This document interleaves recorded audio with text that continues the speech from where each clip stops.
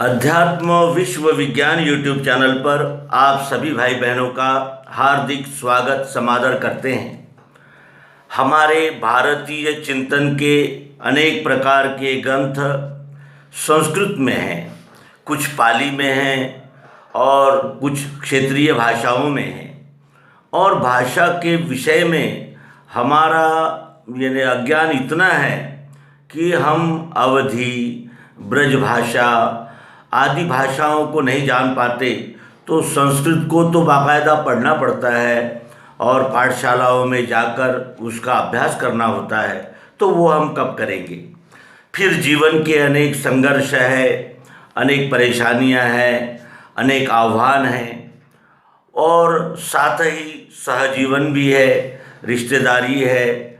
और इस तरह मनुष्य अनेक जिम्मेदारियों में और परेशानियों में बंट जाने की वजह से वो जीवन में सार्थक का ज्ञान नहीं ले पाता और व्यवहारिक ज्ञान तो उससे हो ही जाता है, क्योंकि व्यवहार का अनुभव हमें व्यवहार करना तो सिखा ही देता है। लेकिन जो हमारा अंतिम ध्येय है उसके विषय में वो कुछ नहीं कहता। वो कहता है अधिक से अधिक कमाओ, बड़ी से बड़ा सा बड़ा महल बनाओ और लाखों लोग आपका सम्मान करें, और इसी तरह ये जीवन सफल कहा जाता है।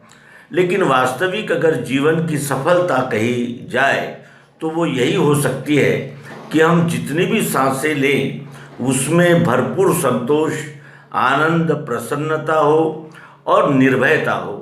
और वो निर्भयता देने के लिए केवल एक अध्यात्म ही सक्षम है। और अध्यात्म के नाम पर भी इतने प्रकार के यानी रास्ते खुल गए हैं कि वो एक की बात दूसरा नहीं मानता और दूसरे की बात तीसरा नहीं मानता। इस तरह विवाद बना ही रहता है और अंत में जो कमाने खाने वाले सामान्य वर्ग के लोग हैं वो ये कहकर कि ईश्वर तो है ही, अब हम उसको बारे में क्या जानना है, अपने बाल बच्चों के बारे में जाने, हमारे समाज रिश्तेदारों के बारे में। तो वो ये राह छोड़कर फिर व्यवहार में गुम हो जाता है। और जब उसे होश आता है तब उसके पास न समय होता है, न साधन होते हैं और न मार्ग होते हैं। तो ये मैंने आशय ये है कि एक कहानी श्री ओशो ने प्रस्तुत की है जिसका आशय अत्यंत गहरा है, गंभीर है। आचार्य रजनीश जो ओशो नाम से अति प्रसिद्ध हुए, उनका भी अभ्यास पूना के ओशो इंटरनेशनल फाउंडेशन में रहकर करने का सौभाग्य हमें प्राप्त हुआ और उनका साहित्य प्रचुर मात्रा में अभ्यास किया गया है। और हमने वो यानी कहने का आशय कि एक पागल की तरह उनके साहित्य का यानी पीछा किया और उन साहित्य को प्राप्त करने के लिए पुणे गए और अधिक से अधिक पढ़ा और ये भी जाना कि वो अत्युच्च दर्जे के तार्किक थे और स्पष्टवक्ता थे और बड़े ही यानी विद्वान, और वो तो गोल्ड मेडलिस्ट थे दर्शन शास्त्र के। तो उनकी भाषा और उनका तर्क करने का अंदाज और तर्क करने की जो पॉइंट है वो अत्यंत यानी सुंदर है और पिन पॉइंटेड है उनका लेखन। उनका लेखन नहीं है, वो उनका वक्तृत्व है जिससे लोगों ने संकलित किया ग्रंथों की तरह। और इसी तरह हमारे संत कबीर और संत नामदेव, संत तुकाराम आदि संतों के जो रचनाएं थी, जो दोहे थे, वो लोगों ने लिख कर रखे और इसीलिए वो कम मात्रा में मिलते हैं, प्रचुर मात्रा में नहीं मिलते। तो इसी तरह ओशो के विषय में तो हम क्या कहें, क्योंकि हम इतने विद्वान तो है नहीं। लेकिन एक बात कहना अवश्य है कि उन्होंने सभी का अभ्यास किया, राम, कृष्ण और गौतम, गांधी, अनेक यानी अधिकतर नीत्शे, सुकरात और कन्फ्यूशियस और जैन, इसका उन्होंने अधिक अभ्यास किया है। बौद्ध धर्म का अभ्यास भी उनका है। और इन सभी यानी वक्तव्यों में जो उनकी मूल देशना थी, जो वो मूल रूप से कहना चाहते थे, उन्होंने कई जगह ऐसा निवेदन किया है कि आप मुझे मेरे साहित्य में मत ढूंढना, वहाँ केवल तर्क मिलेंगे, लेकिन जो मैं मौलिक कह रहा हूँ उस पर ध्यान देना, वही तुम्हें परमात्मा तक पहुँचाएंगे। और उसका रास्ता उन्होंने क्या बताया, ये छोड़कर हम फिर संभोग से समाधि तक, और कृष्ण तो वैसे अनर्गल बोल गए और बुद्ध ने तो ऐसा किया, और इन्होंने मलुकदास, कबीरदास, दादू दयाल, सहजोबाई, अनेक शब्दों पर भी उन्होंने अनेक वक्तव्य किए हैं। और वो अवश्य ही स्वागतार्ह है। एक बुद्धिमान निर्देशित करता है कि उसे क्या कहाँ कहाँ परेशानी हुई समझने में, और कहाँ कहाँ वो विसंगतियाँ देख रहा है। ये उसी तरह होता है जैसे हम बरसात के दिनों में मच्छर मारने की दवाई पानी में डालते हैं, अन्य किसी ऋतु में नहीं डालते। और क्यों? इसलिए कि वो जीव जंतु वहाँ न ज़्यादा पनपे और हमें भी कॉलरा, मलेरिया जैसे बीमारियों से सामना न करना पड़े। इसलिए उसी तरह का कार्य ये जो क्रांतिकारी आते हैं ये करके जाते हैं, और ये ऐसा ठोस और महत्वपूर्ण कार्य होता है कि कचरा कचरा निकल जाता है और सार सार हाथ आ जाता है। और सार का ही नाम धर्म है, और पाखंड और कर्मकांड के पीछे तो कुछ भी प्राप्ति नहीं हो सकती। ये अनुभव युक्त बात है। दूसरा, सद्गुरु किसे कहते हैं और इतनी महिमा सद्गुरु की क्यों बखानी गई होगी, ये भी एक विशेष ध्यान देने वाली बात है। क्योंकि महिमा माँ बाप की गाई जाती है, कोई देवता है, संत है, इनकी गाई जाती है। ये सद्गुरु क्या है और इनकी महिमा इतनी क्यों गाई जाती है कि मराठी के एक महान संत कहते हैं कि सद्गुरु विना सापडे ना सोय, धरावे ते पाय आधी आधी। और श्री संत ज्ञानेश्वर महाराज ज्ञानेश्वरी में कहते हैं कि मैंने तो अपने हृदय को ही सिंहासन बना लिया और मन को निर्मल किया, वहाँ दरी बिछाई और उस पर श्री गुरु के मैंने पद चिन्ह रखे हैं। इतना भक्ति भाव सद्गुरु के विषय में क्या कारण है, क्यों आता है, और वो क्या है, सद्गुरु क्या है, ऐसी इतनी महिमा क्यों है उनकी। तो उसके लिए हमें ध्यानपूर्वक इस जीवन की ओर देखना होगा, क्योंकि माँ बाप भी कुछ न कुछ स्वार्थ रखकर और अपने भलाई को दृष्टि में रखकर बच्चों को मार्गदर्शन देते हैं। शालेय गुरु वेतन के लिए कार्य करता है, वो उसका रोजी रोजगार है, और साथ ही उस पर एक जिम्मेवारी भी कि बच्चों को लिखना पढ़ना आ जाए। आगे बढ़ते हैं तो वहाँ फिर स्कूल है, कॉलेज है, उसमें भी विविध विषय की पढ़ाई है, लेकिन वो पढ़ाई इतनी चितर बितर है कि एक पाठ इस दिशा का, एक पाठ उस दिशा का, न वो बच्चा इधर जा सकता है न उधर जा सकता है। और फिर विषय चुनने की जिम्मेदारी भी विद्यार्थियों पर नहीं है, वो भी थोप दिए गए हैं 14 विषय और 20 विषय, जिसमें लड़का परेशान होकर आखिर ये समझ लेता है कि मैं मूर्ख हूँ और मैं पढ़ने के योग्य नहीं हूँ, ये वो समझ लेता है। इतना इसका विपरीत प्रभाव है। और गुरु हमारे ऐसे हैं कि अब क्या वर्णन करें। वो जीवन भर ये नहीं जान पाते कि सभी डिग्री होल्डर ही होते हैं, लेकिन पढ़ाना ये कला होती है, ये बहुत ऊंची कला है। ये कला सांदीपनी में थी, वाल्मीकि में थी, वशिष्ठ में थी, APJ अब्दुल कलाम में थी, और ये कला साध्य करना पड़ता है, सीखना पड़ता है। विद्यार्थियों के मन में विषयों के प्रति प्रेम जागृत करना, अधिक से अधिक ज्ञान प्राप्त करने की उनमें ऊर्जा भरना, और उनका निर्देशन करना, सहायता करना, ये शिक्षक का कार्य है। अब बात करें श्री ओशो रजनीश की, आचार्य रजनीश, जिनका अभ्यास हमने भी किया और अत्यंत मौलिक और क्रांतिकारी। उनकी मूल देशना है कि जब तक आप बाहर देखोगे तब तक आपको यानी एकाग्रता नहीं मिलेगी। इसीलिए आप एक जगह स्थिर हो जाओ और इस तरह अपने इंद्रियों पर संयम करो, इंद्रियों को संयमित करो। इंद्रियां पाव बाहर भागना चाहती है, उसे रोक लो थोड़ी देर के लिए, नियंत्रण करो, दबाओ उसे, संभालो उसे। उसके बाद वो कहते हैं कि आप मन को देखो, मन को देखो। मन को देखा जाता है। हमने अध्यात्म विज्ञान के प्रकाश में देखा था कि मन ये देखने के लिए, मन सूक्ष्म है और सूक्ष्म मन को देखने के लिए सूक्ष्म दृष्टि रखनी होगी।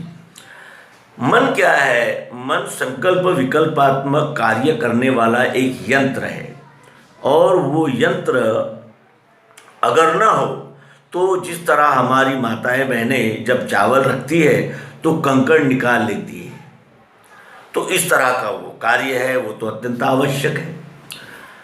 अब मन आगे भागता है और पीछे भागता है, ये मन का स्वभाव है। मन कभी भी स्थिर नहीं रहता, एक जगह नहीं रहता। शरीर यहाँ रहता है लेकिन मन कहीं और रहता है, ऐसा भी होता है क्योंकि मन सूक्ष्म है। मन इंद्रियों को यानी हाँकता है, यानी ये करता है, कार्य में लगाता है त्रिगुणों की सहायता से। लेकिन वो जो मन है वो एक ही समय में ये दोनों काम कर सकता है, इंद्रियों को भी ऑर्डर दे सकता है और आप भी दुनिया घूमकर आ सकता है, इतना ये सूक्ष्म है। और इसको पकड़ने के लिए हमने प्रयोग देखा था कि ये पुस्तक है, ये पुस्तक दिखती है लेकिन ये अगर दिखती है किससे? इंद्रियों से। और ये पुस्तक बहुत सुंदर बाइंडिंग है, बड़ी अच्छी पुस्तक है, स्थिति अभी अच्छी है और इसमें अच्छे ही विचार लिखे गए हैं, अच्छे ही विचार लिखे गए हैं। तो अब ये क्या है? सत्वगुणी है। इसमें दिखने में कवर अच्छा है लेकिन विचार कुछ अच्छे नहीं है, कुछ मेल नहीं खाते, तो वो रजोगुणी है।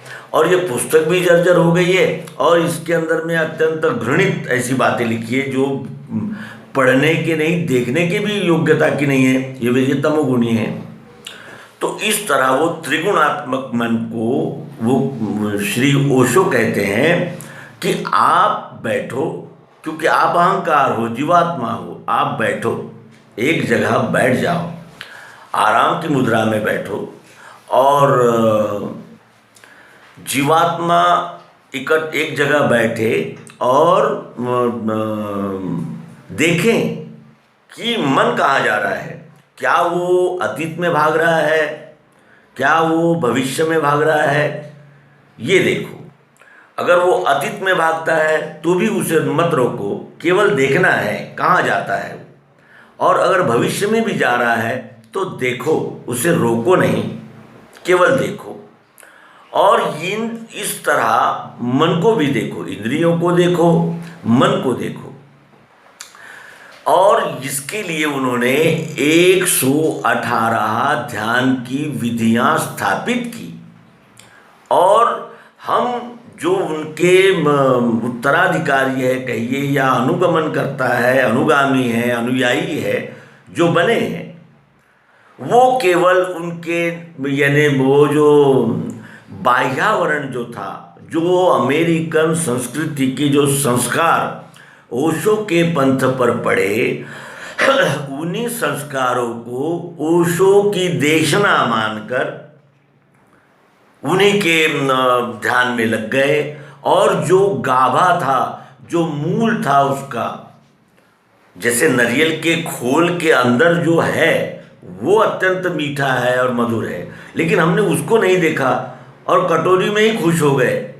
इस तरह का कुछ कार्य वहाँ हुआ और उस वजह से ये जो है मन को देखो, मन को देखो, और मन को देखने के बाद क्या आशय है उनका, ये उन्होंने एक कहानी में समझाया है। आज वो कहानी अपने प्रिय मित्रों के साथ साझा करने का मानस है और कहानी मार्मिक है।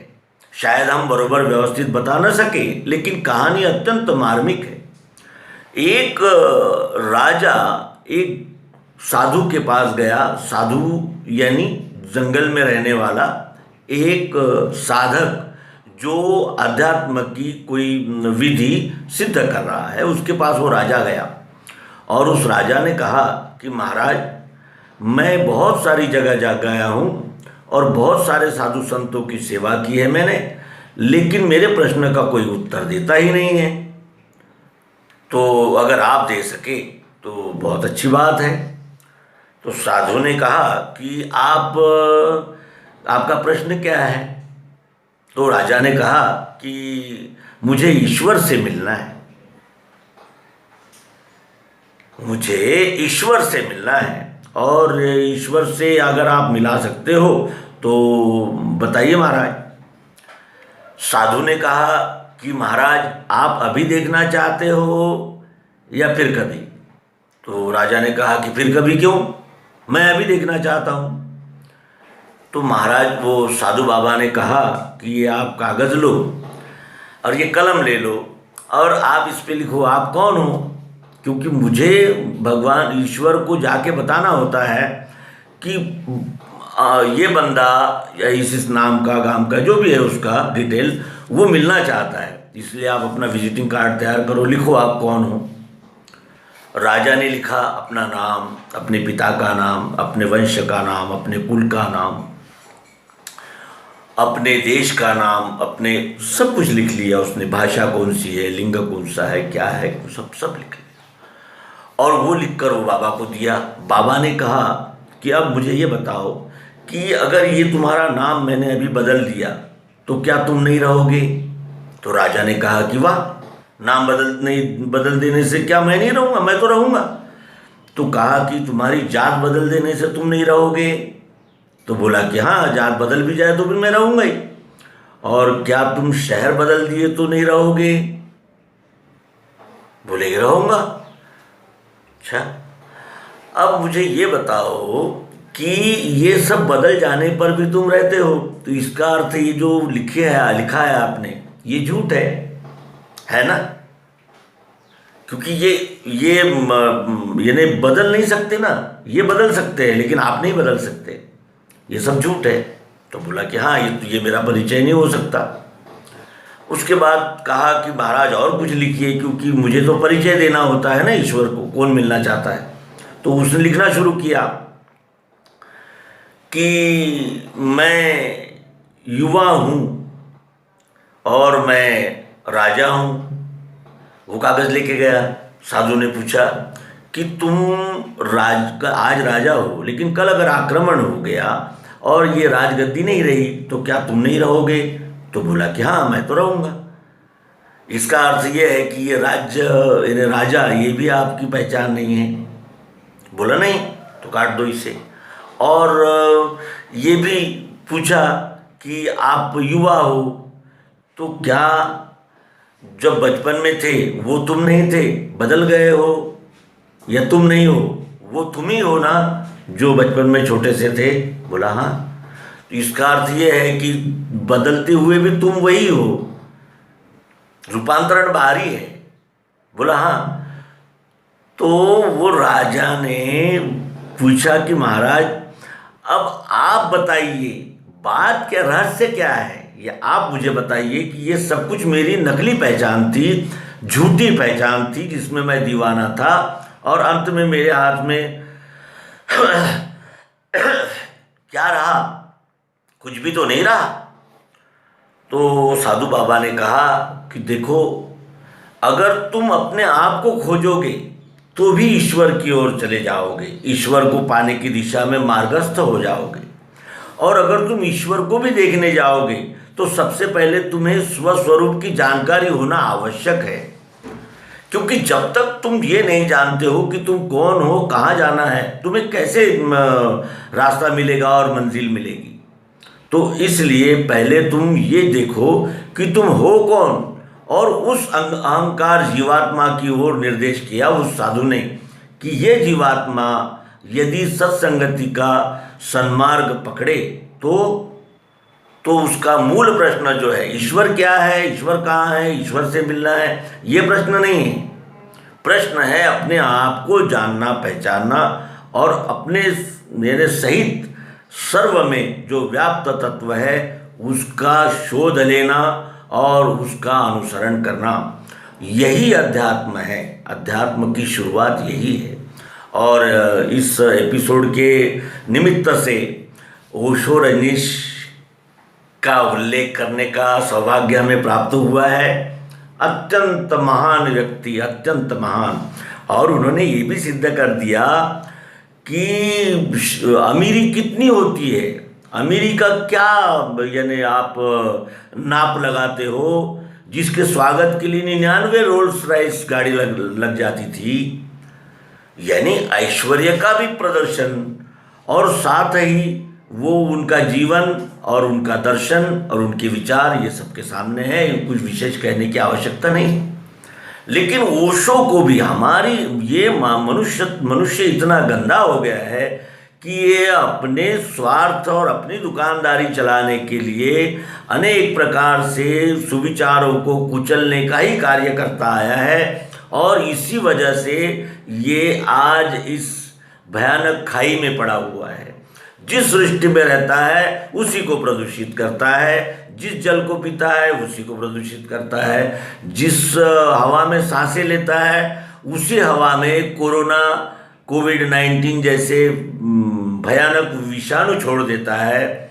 ये सब इसी की बात है, क्योंकि हम मैला करना जानते हैं, स्वच्छ करना नहीं जानते। और ओशो की धारा जो है वो अत्यंत स्वच्छ है, लेकिन हम बुआबाजी, संगठन और राजनीति और लाभ, और फिर लाभ के बाद लोभ, और लोभ के बाद मोह, और मोह के बाद क्रोध, और क्रोध के बाद ईर्ष्या, ईर्ष्या के बाद, इस तरह वो ओशो की धारा रुक गई, खंडित हो गई। और उन्होंने बार बार कहा कि तुम मेरा अनुसरण मत करना, मेरे पीछे मत चलना, मेरे प्रकाश का उपयोग करके तुम अपने प्रकाश से चलना। तो ओशो एक महान दार्शनिक और एक महान समालोचक, टीकाकार, और उनके अनेक ग्रंथ है, लेकिन जो हमें आकर्षित कर सके ऐसे ग्रंथ है काहे होत अधीर, कबीर वाणी, मलुक वाणी, दादू दयाल वाणी और सहजो वाणी। ये उनकी ऐसी अप्रतिम प्रवचन श्रृंखला है कि जिसे सुनकर मनुष्य आनंद विभोर हो जाता है, क्योंकि पहले ही चरणदास, सहजोबाई आदि जो ये संत थे, ये इनका साहित्य पहले ही प्रभु के मिलने की उत्कंठा, संत कहते हैं तो वो हृदयपूर्वक कहते हैं, और पहले ही उनके शब्दों की मिठास और उन शब्दों के गहन अर्थ में प्रवेश करा देने वाले ओशो रजनीश के प्रवचन, वो सत्साहित्य जनता तक जाना चाहिए। आज जनमानस में ओशो की प्रतिमा है कि ये कहते हैं कि खूब संभोग करो, संभोग करोगे आपको समाधि मिल जाएगी। संभोग से समाधि को जोड़ने का उनका तात्पर्य क्या था, वो क्या चाहते थे, इस पर ध्यान न देते हुए हमने केवल वो शब्द ही उठा लिया।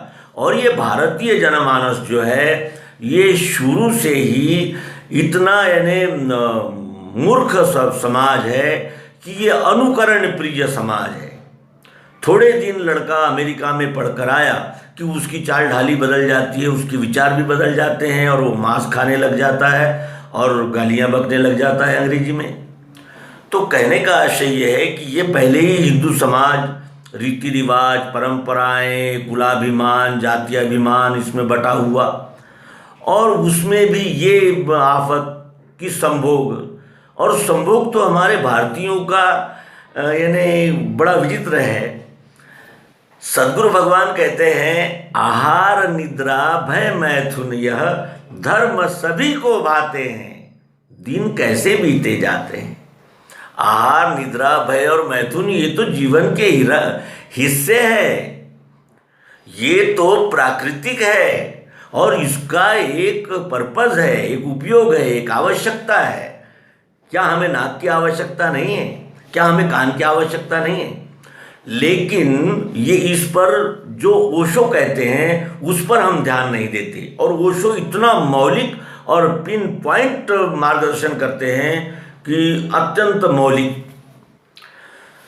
संभोग, ये इस विषय में उन्होंने ये कहा कि आप संभोग लीजिए, केवल पुरुष आनंदित हो या केवल स्त्री आनंदित हो, ये नहीं कहा है हमारे मनीषियों ने।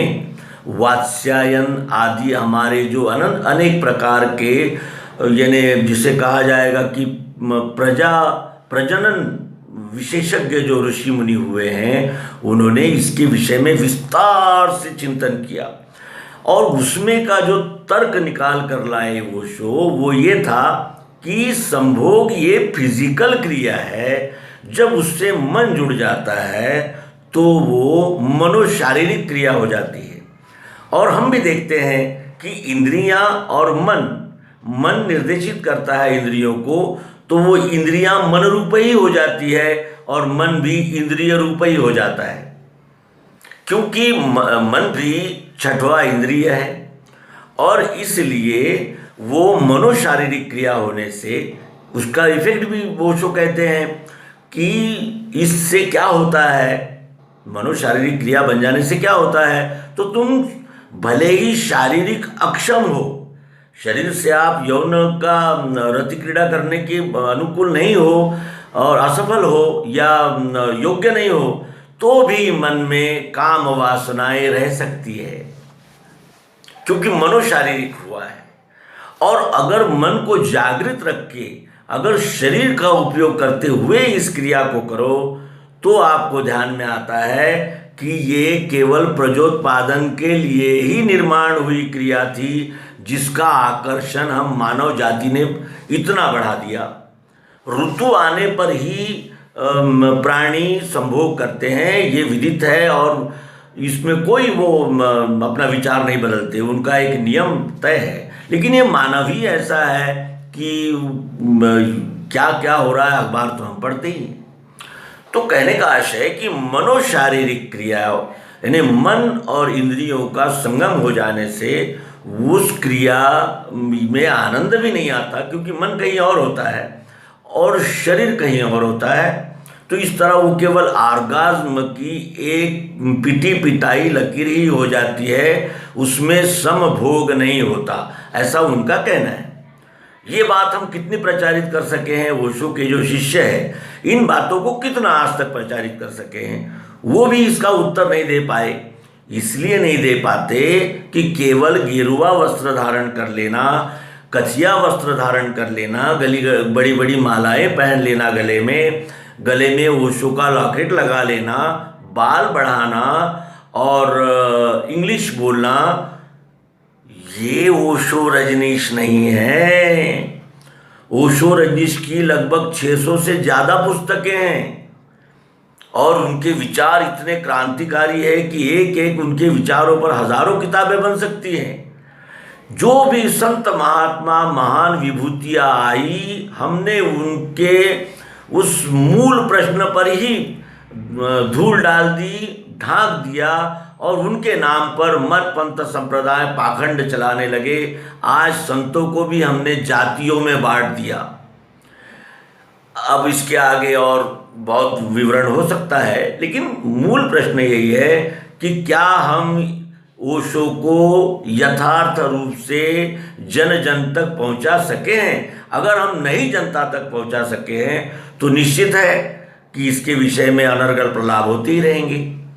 और वो शो रजनीश को बदनाम किया गया, उसमें कुछ राजनीतिक कारण भी थे, लेकिन जो निखर संदेश है वो पब्लिक तक नहीं जा सका और इसीलिए जनता ने उनके साहित्य का उतना अभ्यास नहीं किया। क्या उन्होंने ऐसा कहा था कि किसी की बहू बेटी को उठा के लाओ? उन्होंने ये कहा था कि आप बुरे काम करो और धर्म का आश्रय लो या राजनीति करो? उनका कहना किसी के ध्यान, जिनके ध्यान में आया वो तन्मय हो गए, आनंदमग्न हो गए, मुक्त हो गए, स्वतंत्र हो गए। और जो उनके बाह्य रंग में आकर के बाह्यांग में ही उलझ गया, उसने केवल मठ बनाए, संस्थाएं बनाई और उनके नाम पर चंदा हुआ और अपना प्रस्थ बनाया और उसके नाम पर राजनीति, प्रभुत्व करना, ईर्ष्या, जलन, ये सब। तो यहाँ इस अंक का समापन करेंगे और ओशो के विषय में इसलिए प्रस्तुति देनी पड़ी कि यही हमारे अन्य मनीषियों के साथ भी हुआ। गोस्वामी तुलसीदास जी ने जो इतना रामायण का अनुवाद, भाषानुवाद करते हुए उसमें इतना गहन आत्मज्ञान भर दिया है कि लोगों की नज़र वहाँ जाती नहीं और लोग ढोर गवार शूद्र पशु नारी ये सब ताड़न के अधिकारी। ताड़न क्या है, क्यों ताड़ना चाहिए, आवश्यकता क्या है, प्रासंगिकता क्या है, इसका विचार न करते हुए ताड़ना शब्द को पिछड़ी जाति और अगली जाति और हम ये शूद्र कहा और ये बतंगड़ बनाना, यानी जो मूल गाभा है उसको छोड़ देना। मनुस्मृति को लोग जलाते हैं। मनुस्मृति एक राजा ने अपने राज्य के लिए लिखा हुआ संविधान है। कोई भी राजा अपने संविधान पर राज करना चाहता है, वो किसी का संविधान नहीं सुनना चाहता और वो राजा अपनी प्रजा को हुक्म देता है कि इस संहिता में जैसा लिखा है वैसा ही मुझे चाहिए, अन्यथा मैं उन्हें दंड दूंगा। और मनुस्मृति में केवल आदेश ही नहीं है, मनुस्मृति में एक मार्गदर्शन भी है और वो मनुस्मृति को हमें ये सांप्रदायिक चश्मे के अंदर से नहीं पढ़ना चाहिए। श्रीमद् भगवद गीता का अभ्यास सांप्रदायिक चश्मे पहनकर नहीं किया जा सकता, चाहे वो कितना भी बड़ा विद्वान हो, क्योंकि वो तीसरी भूमिका है। तीसरी भूमिका की बात है जो पहली भूमिका को ध्यान में नहीं आ सकती। और इस तरह हमने हर संत का शोषण किया, पीड़न किया जब तक वो जिंदा रहे। कितने उदाहरण दे।